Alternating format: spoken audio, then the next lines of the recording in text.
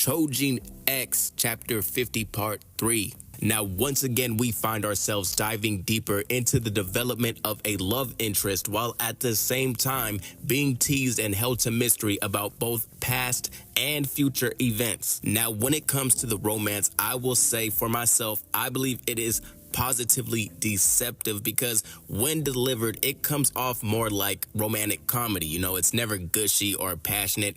And when witnessing the interactions, you think mainly of people having crushes rather than a burning desire. But the consequences or the results stemming from these emotions in which our characters feel for one another will ultimately have a great impact. I also find it interesting that the one actual couple hasn't really been shown romantically, but rather confirmed as an item through two subtle hints. And this is impressive because somehow we all universally understood that they were more than just colleagues even before then. However, I can see a scenario where we do dive deeper with Momoma and Simon because it appears as if Simon will be involved in a major task surrounding Yamato's attack. Now, as for Tokyo, although we've witnessed his many fantasies, I would be surprised if he were to actually explore a love interest. This is a guy who quit school and moved to another city in order to prepare as a Choujin, and at this point, I think he is way too invested in the dark calamity and would consider a romantic relationship as a distraction. So when it comes to Tokyo, I think the romantic element will be more used to affect the characters surrounding him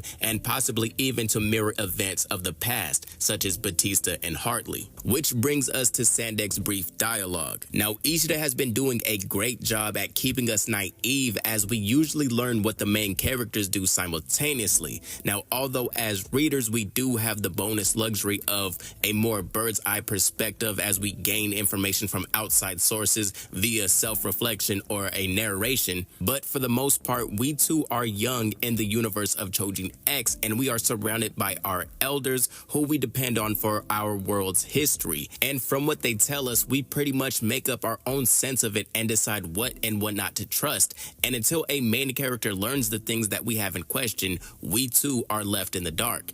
Currently, all we know about Batista's turn from Yamato is that it stems from the mixture of Mato's prophecy, the restriction of his research, and whatever events happened between he and Hartley. That is the bit of information we as readers got from the outside sources. However, we probably won't know the entire story until either Tokyo or Azuma is told by either Sandek or Batista himself. Now from there, we transition to Chandra, who we are seeing for the first time since being kept in a jar by Yubiko after the dosage of a new Zember formula. We see that for the most part, Chandra's body has regenerated. However, it also appears as if he has acquired a new ability as he is visited by Zora in a dream where it looks as if she warns Chandra of the calamity as well as her death.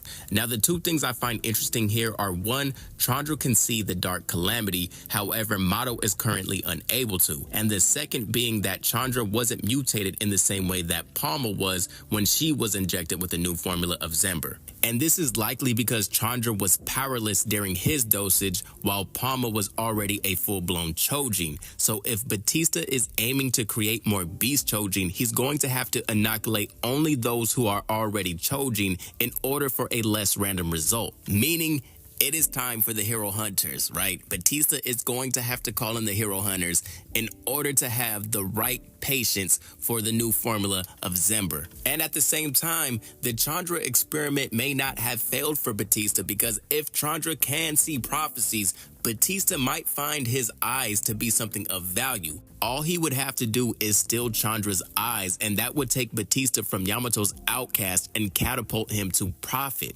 And this also makes me wonder if Chandra's awakened ability could be the reason behind Mato's dark mist. Maybe there is only a few Choujin at a time allowed the ability of foresight, and now Mato's ability is beginning to diminish because we have heard that over time Mato's visions became more accurate than Sora's, and now we have an instance where Chandra has just seen clear while Mato is unable to see the war between Zora. But all in all, once again, in a it seemed as if it was just like a simple lighthearted I have a crush on Tokyo chapter, but these little bits and pieces that Ishida has been installing at the tail end of each chapter lately has still gave us more questions and more eagerness to get to that point where we are given the answers to these questions, right?